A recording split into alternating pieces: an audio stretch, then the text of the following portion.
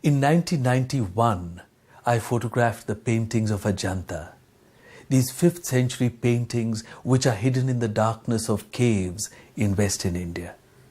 These are the most revered and the most beautiful paintings of the entire Buddhist tradition.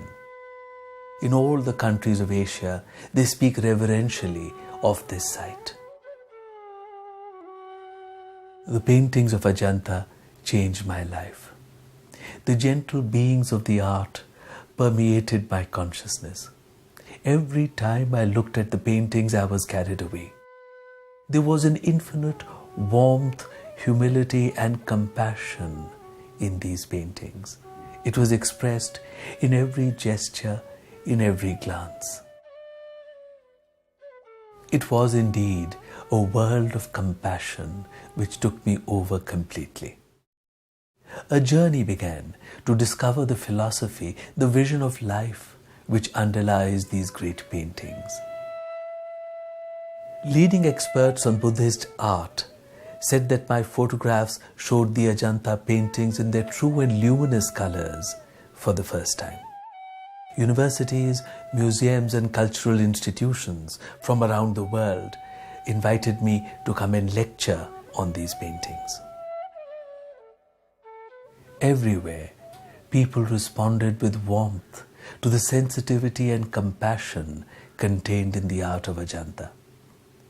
These are, in fact, the very qualities which people associate with Buddhism.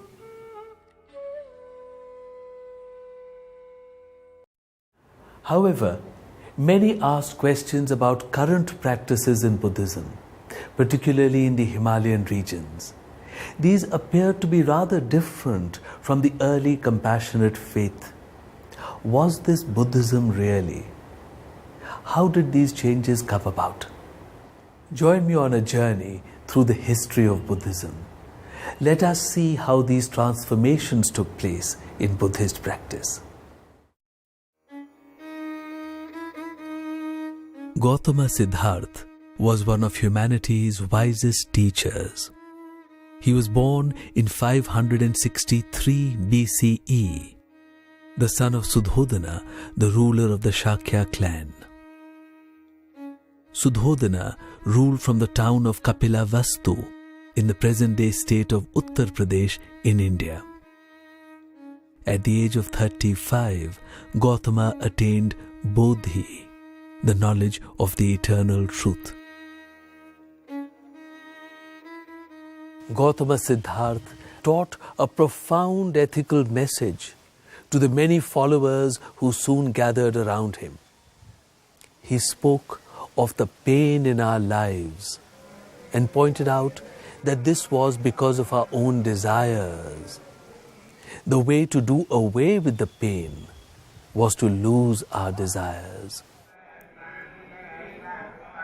The majority of Buddhists belong to the earlier austere form of Theravada Buddhism.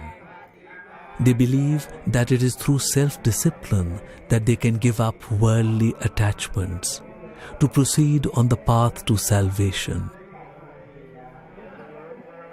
There are also Mahayana Buddhists. They believe in Bodhisattvas. Bodhisattvas are beings on their way to enlightenment who have delayed their own salvation to help others on the path. Besides self-discipline and personal development in order to lose our confusions and desires, we can also pray to them for their help. And then there are the Vajrayana Buddhists in the Himalayan regions of India, in Tibet, southern China, Mongolia, and in Japan. They appear to follow colorful and magical practices. They seem to be very far from the concepts of Buddhism as we understand them.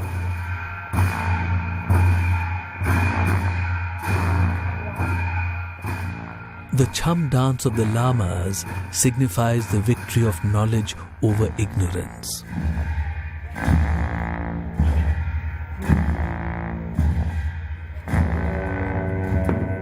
In Buddhist thought, the greatest evil is the ego. It is that sense of the self which is the greatest illusion which we must lose in order to gain true knowledge. The masks cover the ordinary day-to-day nature of the men and present instead the qualities of the deities within them. There are peaceful masks and those with wrathful expressions.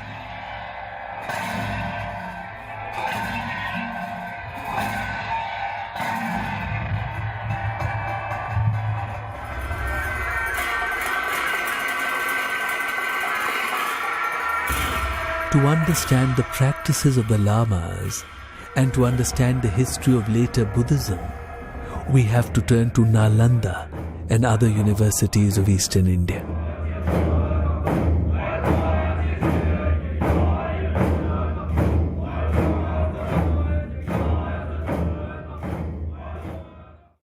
In the first millennium, great Buddhist monasteries were established in the plains of Eastern India and in Kashmir.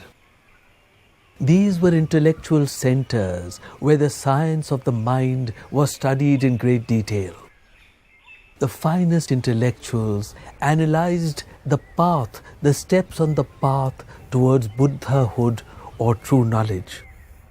They sought to create a logical path which would lead us step by step towards that knowledge, a path which would work for all.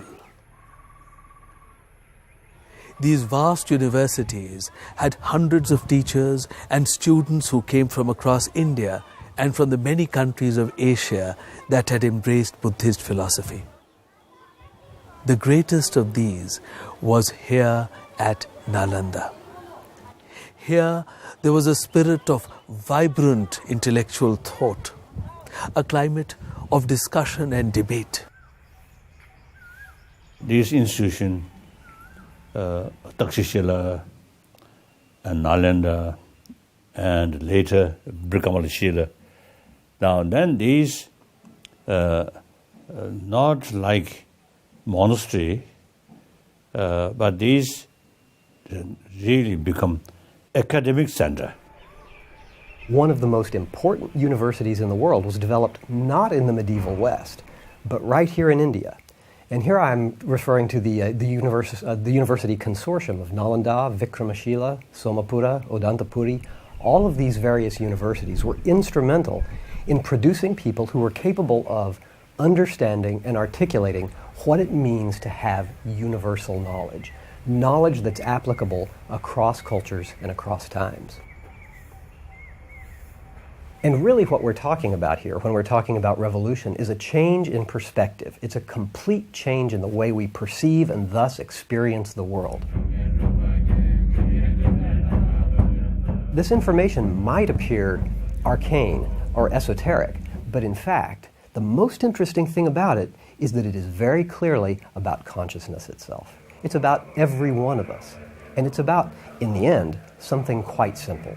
And that simple thing is the transformation of our negative impulses into their positive counterparts. And this is the central doctrine of Yoga Tantra and Anuttara Yoga Tantra as they were developed in the great universities of the Indian plains in the medieval period.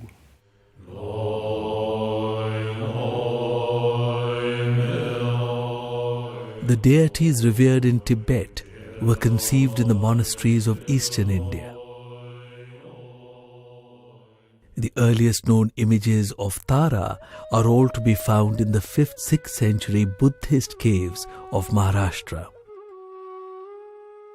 The first Buddhist mandala in art is seen in the mid-5th century Kanheri caves.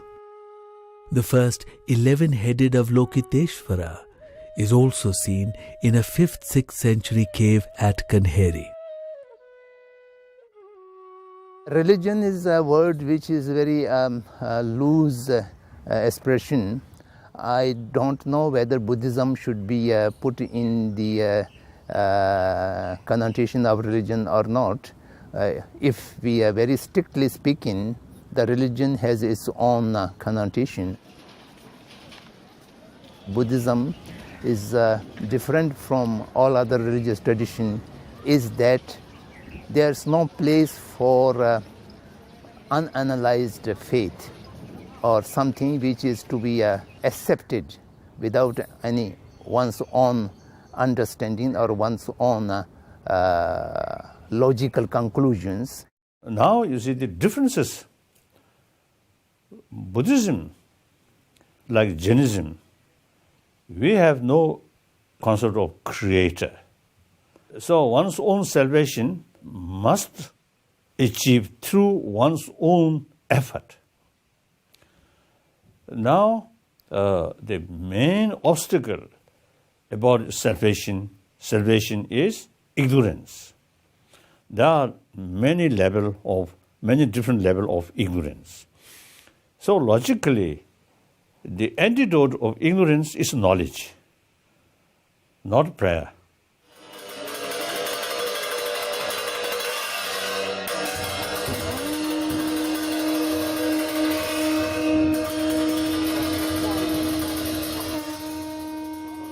And then also, you see, the basic Buddhist approach is from this level, without sort of waiting blessing, but one's own sort of effort, and step by step become Buddhahood.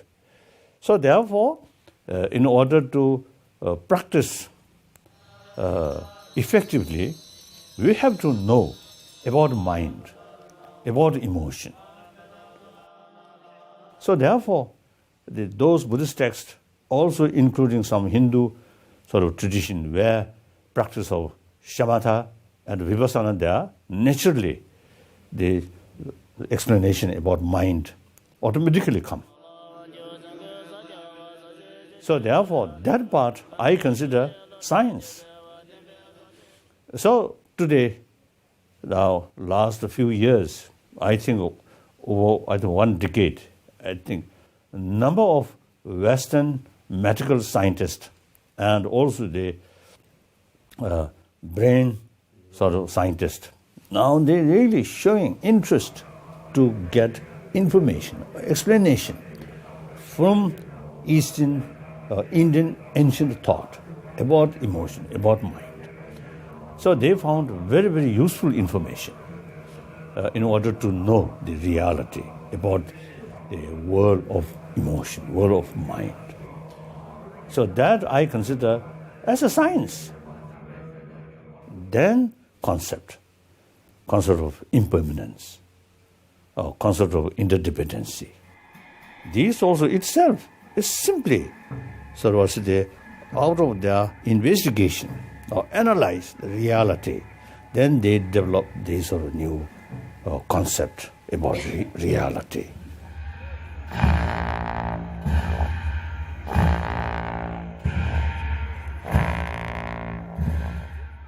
Now, in physics, also now they realize the atomic level. Every moment is changing, moving like that.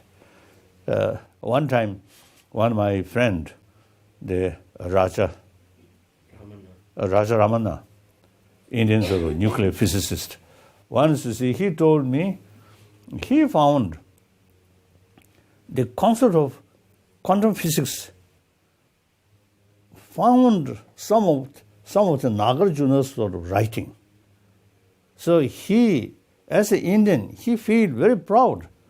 The quantum physics in the world is quite new. But in ancient Indian thought, 2,000 years ago, already have these concepts. So therefore, these things, not as a religious subject, but academic subject. So these Nalendra masters sort of writing really useful for academic field. Something which is so unique of Nalanda University in terms of its knowledge and wisdom is the tremendous logic, tremendous metaphysics, and the tremendous study of epistemology, which are all utilized to bring about incredible depth of the warmth in the human being.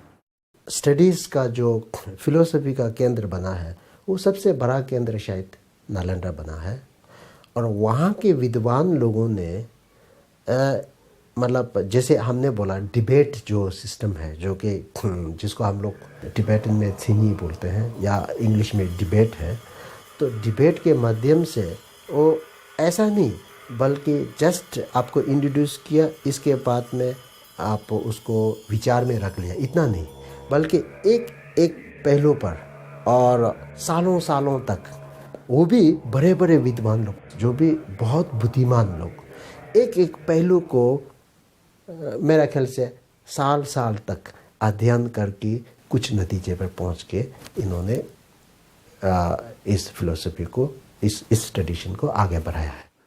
India is having the galaxy of scholars. These Nalanda, especially the Vikramshila University, was the many more scholars. It is very difficult to pinpoint this is the scholar. Nagarjuna has a very, a significant place in Buddhist philosophy. He has, as I see it, propounded the Madhyamika philosophy, which is the philosophy as demonstrated in the Pragyaparamita Sutra. Madhyamika is regarded to be the highest school of thought in Buddhism. So in this, in understanding the reality of the external and internal world, it's very important that the philosophy of Madhyamika tells us that the entire world is interdependent, and they do not have any inherent existence, they do not have any essential existence, but they are interdependently originated. Then in the case of Nagarjuna, so without such established monastic universities, very big established monastic universities, how come that one individual person can have such coherent, very precise, and able to articulate these concepts so beautifully? So how can that be possible? And then likewise, it is not just Nagarjuna. Then Nagarjuna's student, Arideva, for example, his writing 400 stanzas. So you look at that, there's such a richness. So from these, I got the idea that, at the time of Nagarjuna and Arideva, there already must have been existing such a big monastic, so well-established monastic universities with a rich tradition, with a long tradition of intellectual rigor and depth and sophistication. So from this, I would say that Nalanda University, which the history tells that it was at the time of the Nagarjuna, I would say that should go even beyond Nagarjuna's time. For example, the present day, the PhD students, when they submit their thesis, there's a particular sophistication in terms of formatting the thesis with footnotes and the major and the minor sources. And then there's a particular methodology by which to submit the thesis, by which to write the thesis. So if you by chance, if you find one such a thesis which happened to be as old as 2,000 years old, then from there you can easily say that, so look, this is just exactly a copy. Or what we are doing now in the modern universities is exactly a copy of this one, which existed 2,000 years ago. So from there, we can easily infer that such a sophisticated universities, what we have now, was actually there 2,000 years ago. परम पावन दलाई लामा जी बीच बीच में कहते हैं, भारत जो है तिब्बत का गुरु है, ऐसा उन्होंने कहते हैं, क्योंकि जितना भी तिब्बत में जो धर्म के साथ में जो संस्कार आए हैं, कल्चर आए हैं, लैंग्वेज आए हैं, मेडिसिन का जो हेल्थ केयर का है, ये जितना भी कई चीज़ें तो इस तरह से भारत से आकर के आचार्य लोगों की कृपा से तिब्बत में आए हैं. The high altitude plateau of Tibet, lying to the north of India, received Buddhism in the 7th century. King Songtsen Gampo had two wives who both followed the path of the Buddha. One queen was from Nepal and the other was from China. This led him to take a deep interest in the Buddhist faith. The most overwhelmingly impressive and inspirational thing for me about the Tibetan traditions of Buddhism as received from India is the way in which those great masters of the past went to such incredible lengths to not only go and get those teachings and bring them to Tibet, but the masters, the Indian masters who travelled, went through incredible hardships, and they were willing to put those lives on the line or even sacrifice those lives for the good or the benefit of this much greater vision in which the whole of humanity, particularly perhaps the Tibetan people in the case of bringing Buddhism to Tibet, but in a larger picture than that, the whole of humanity in preserving those traditions for the future, preserving the knowledge, the wisdom, the meditative practices, the Vajrayana, the tantric practices, all those things, that great treasure of understanding and capacity for human beings to enlighten themselves. History says, Dunkars give the references, when the Buddhism in Tibet developed in two phases. One is early phase, other is later phase. First phase begins from 7th century to the end of the 9th century, means 842 something like that. In this period, from India, almost 51 scholars and the Pandits were invited. Then after second phase of development, it is said almost 121 Indian scholars visited Tibet. They have contributed. They have revised the text which was earlier been translated. And then beside that, from time to time, it is believed there were almost, I think, more than 600 Tibetans who visited India in a time span of 1,000 years to learn Buddhism and bring back whatever they have learned in India.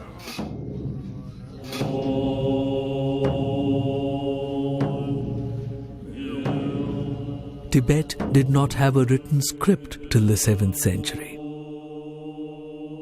The acceptance of the Buddhist faith entailed the understanding of subtle philosophic concepts and profound commentaries.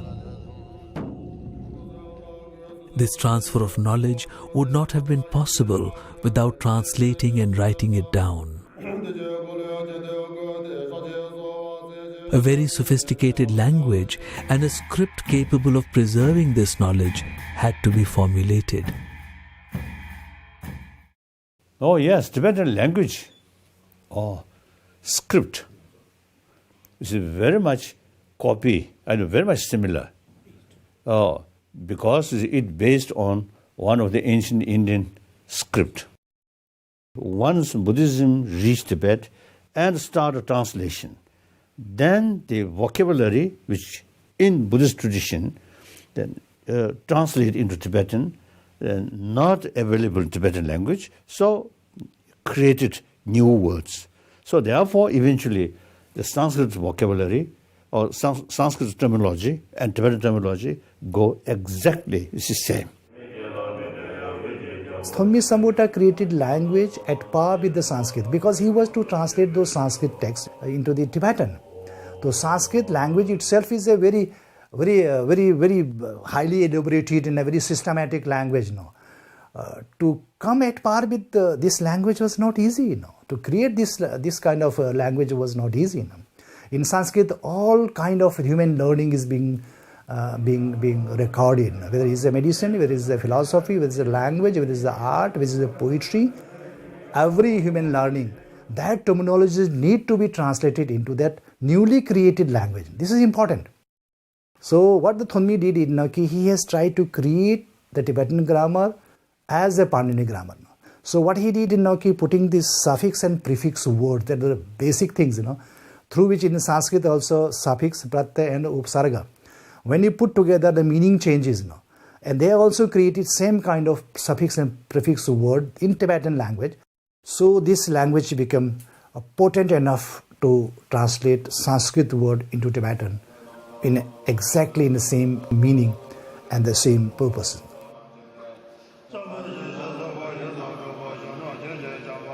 The translations are done word by word and sentences by sentences. So therefore, this precision that is maintained in Tibetan is unparalleled. It was in the 8th century that Acharya Shanta Rakshita of the Nalanda University was invited to Tibet to teach Buddhism. He brought with him a great system of monastic teaching, which was based upon a deep study of the principles of logic. He taught the Tibetans to focus on fundamental concepts such as what is our knowledge based upon? What is knowledge itself? The Acharya Shantarachit, the first person who established Buddhism in Tibet, and he emphasized the Tibetan people to learn the Buddhism not by faith but by reasoning, by logician, and by analyzing the things for oneself, as Buddha had told, not to believe which has been said by Buddha, but to understand by oneself through analyzation and through a rational mind. There were some practitioners, but there were no tradition of monkhood in Tibet, in Tibetan community. So Shanta Rakshit has greatest contribution in establishing the monastic community in Tibet. So what he did was that while the richness, the main content of this whole legacy, which is in the form of philosophy, so that he started to impart by means of the logic. So he introduced logic there in Tibet.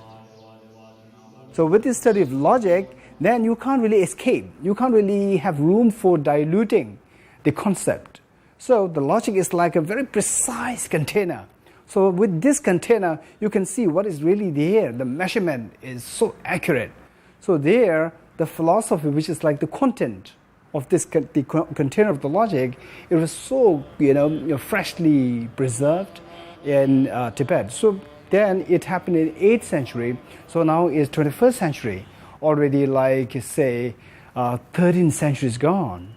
Still, you go to the great monastic universities in South India, Tibetan, the monastic universities, there the amount of the rigor involved in terms of logic, study of logic, amount of the rigor and the subtle nuances involved in the study of philosophy. This tradition, which started like 1,000 years ago, it can go so well, it can go so fittingly with the contemporary present-day academic standards. So I would say, if not better, surely it's not less. So this is the amazing tradition, which I think the Indians should really take pride in it. This is the legacy. This is the treasure of India. So I think Tibetan quite fond, use Nalanda name. Now, for example, the last, I think, about 600 years, I think less than 600 years, the Debu Monastery, the biggest number of monk students, I think, all over Tibet. So usually we call Tibetan Nalanda. Usually we call it, we fond, you see, to use, describe it that way. So then another important, all the text which I think Gergyu, Nyingma, Sajja, Gilu, and Chonang, all these, I think, a major tradition.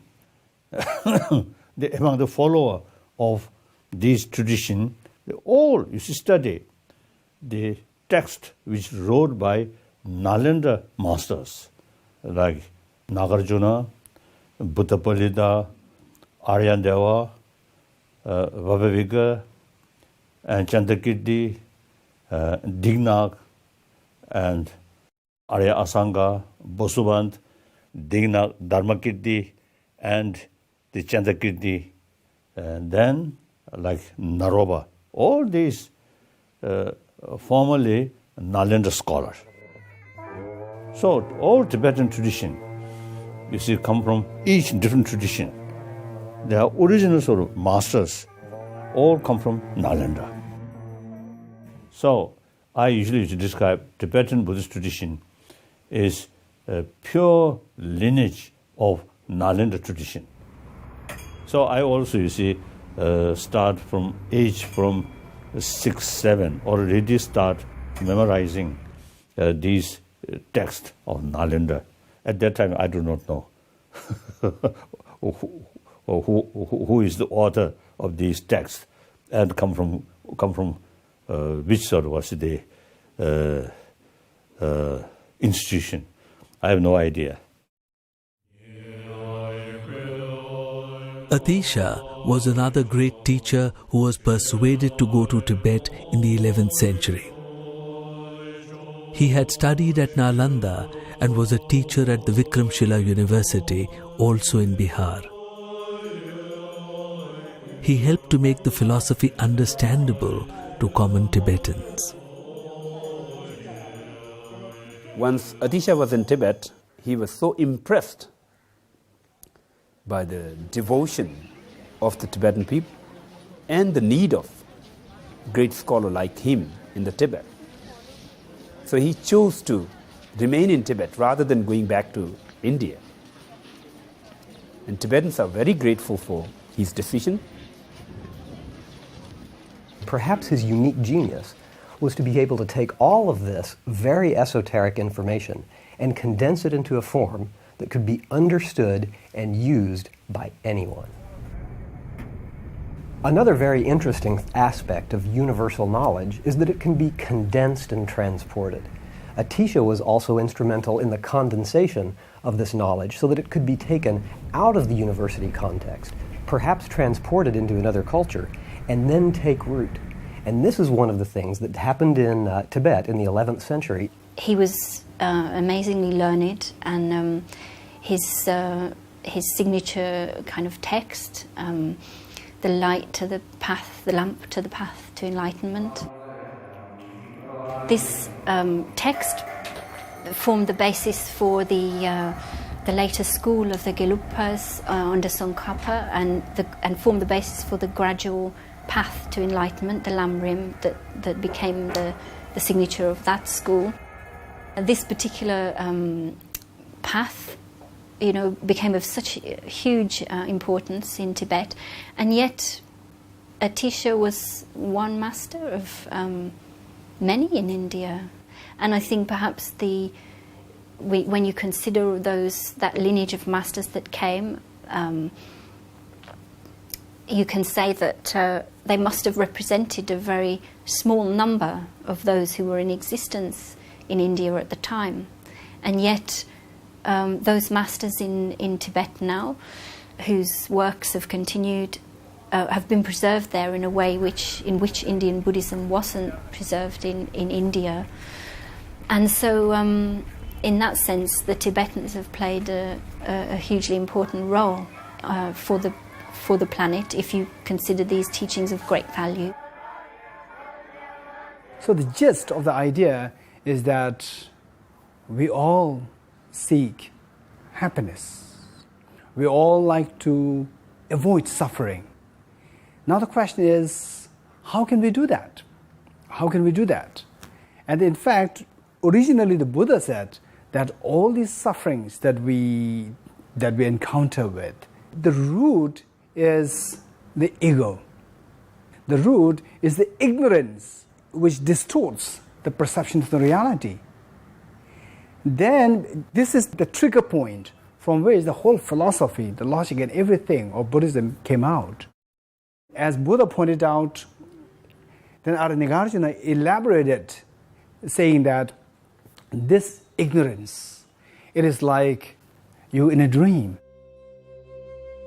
So now all these great masters in the different traditions of Buddhism, they were trying to explain what is dream like.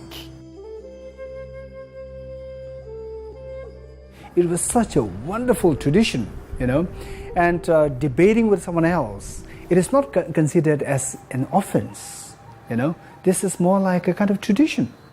And this, I think, is the real strength of knowledge. In fact, this is the greatest avenue whereby there is the development of the knowledge happening. We know about a few of the great teachers of the Nalanda University owing to the writings of the Tibetans. What a place Nalanda must have been, and what a great society it must have been out of which all this was born. A society which gave so much importance to rational thinking and the logical search for knowledge. Truly an intellectual society. Nalanda may have produced thousands of great scholars throughout the time.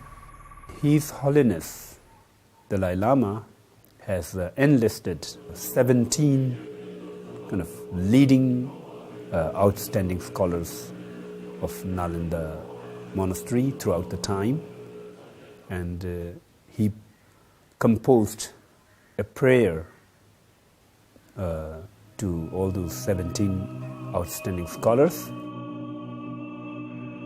Firstly, I wrote poem praising each of the master. I made clear each sort of scholar's special field, specialty. Then made set of these masters' Thanga painting. The universities of the plains of Bihar in medieval India had to have been incredible places to be at the time. When you think about the thousands and thousands of monks and scholars that were concerned with the most important things every day, year in and year out, we must understand that there was something incredibly special going on here. This was not a pastime. These were the most important aspects of human experience that were being developed, concentrated on, for the good of humanity. Imagine something like that. Here in the modern world, we're used to thinking of everything as being marketing-driven and money-driven. This instead is being driven by the evolution of consciousness, the growth of consciousness, the growth of compassion. I think since Buddhism flourished in Tibet, whole Tibetan way of life changed. Buddha come from India. So therefore, we Tibetan, you see, look India as something Arya Bhumi, a very sacred sort of land.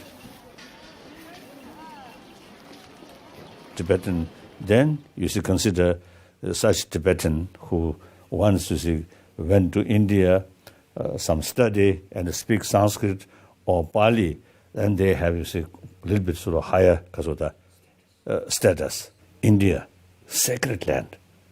Anything from India is something very sacred, very holy.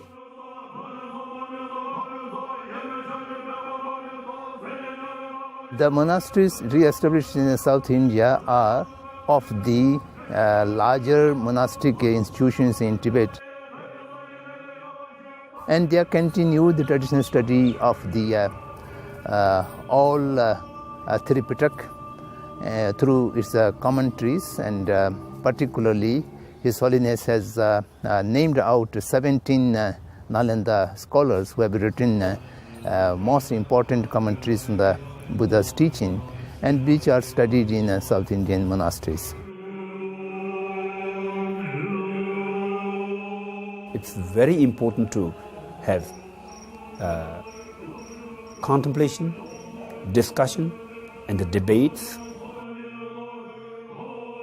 If we do debate with a kind of an intention to just to win and to just to defeat someone, and that kind of approach really doesn't help that much to make the debate productive.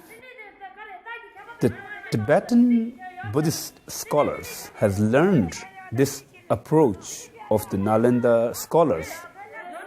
And then, upon that, a great contribution the Tibetans had added up is the way of debate that you see at present day. You see nowadays, the monks, when they do the debate, they clap. There are very fixed votes to ask questions and answer those questions. Buddha himself, you see, they advise us, "Oh, my follower, bhikshus and scholars should not accept my teaching out of faith and devotion, but rather through thorough investigation and experiment." So that way of approach is, I think, very suitable in modern time. And the scientific-minded people, you see, loves that kind of way of approach. So perhaps I think in modern time, see, people who not easily sort of accept things, rather through investigation, experiment. So such people finds Buddhist way of approach is more realistic, more practical. When we talk about religion from the Western approach, they have a different kind of connotation of it. When we talk about the religion from Indian approach, that means something different. In the Indic civilizations, I think one could go much wider and much deeper. You could ask questions: why are we here? What is the nature of God? What is the nature of the self? What is the purpose of human existence? You know, these things are the subject of great dialogues. It's much closer to the Socratic dialogues. The Socratic Plato dialogues are very much of the same pattern as the Indic dialogues. Yoga, remember, is the most fundamental and profound study into the human mind ever undertaken. And modern psychoanalysis is only just beginning to touch the fringes of what... I'm not talking, when I talk of yoga, not only the exercises, which are known as yoga generally, but of the much deeper yoga, the inner yoga, the study of consciousness. That is something, I think, that the West can learn a lot from India. His Holiness the Dalai Lama, His Holiness puts it so beautifully. If you understand this, the wisdom of interdependency as taught in the Nalanda University teachings, then you may not be a Buddhist. You can be, Hindu, you can be Christian, but you will be a wonderful Christian. And you will be, the environmentalist, you will be a wonderful environmentalist. So this knowledge is a pure knowledge. It has nothing to do with dogma. It has nothing to do with, a religion as such. So therefore, I call it as the legacy of India, the legacy of the world. So it must not disappear. It must remain for long. This search for the truth was not restricted to the universities of ancient and medieval India. It was shared by the common people. Even till recently, you could have a sophisticated intellectual discussion about Maya or Mithya, the illusory nature of the material world around us, with even the most common Indians. India is an extraordinary country. Mother India, really, Mother India. India is one of the most religious, wrong word, the most spiritual countries on earth, because Indian people have a very deep understanding of the spiritual life. Scratch an Indian, you can have a spiritual discussion. It's absolutely extraordinary. It doesn't matter who you meet, taxi driver to a cabinet minister. Absolutely universal situation. The benefit of the Buddhist culture is that Buddhism promotes tolerance, it promotes learning, it promotes spirituality in collaboration with technical progress, rather than spirituality standing against technical progress, which has been such a problem as the world modernizes. And it's trying to get those two forces side by side. In the history of human civilization, India has been one of the great originators of culture and religion. Indian culture has done for the East what the Greek and Roman culture together did for the West. And therefore you will find all the way from Afghanistan to Indonesia and all the way to Japan and China and Korea and all the countries of South and Southeast Asia has the impact of Indian culture on their language, on their customs, on their art, on their music. It has been an extraordinary saga. One of the great miracles in the story of man is the spread of ideas across formidable natural barriers of high mountains and vast seas. Ideas do not know political and national boundaries.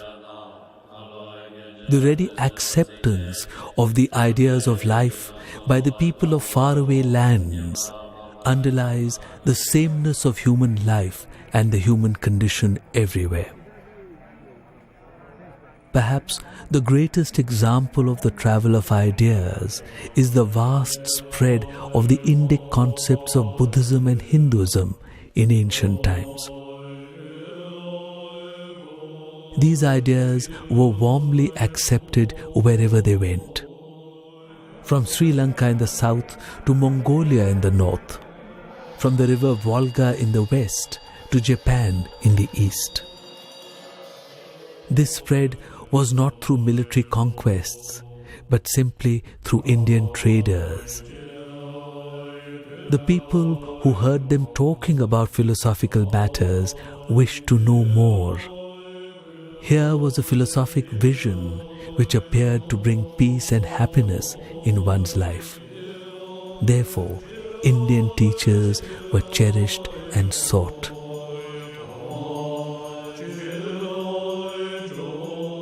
So therefore, I always describe, or when I met Indian, I always say, you are traditionally our guru. We are Chela. You Indian are our guru. Then also I mentioned, we Tibetan, not only Indian gurus Chela, but also quite a reliable Chela. That means in guru's own land, Buddha Dharma, a lot of ups and downs.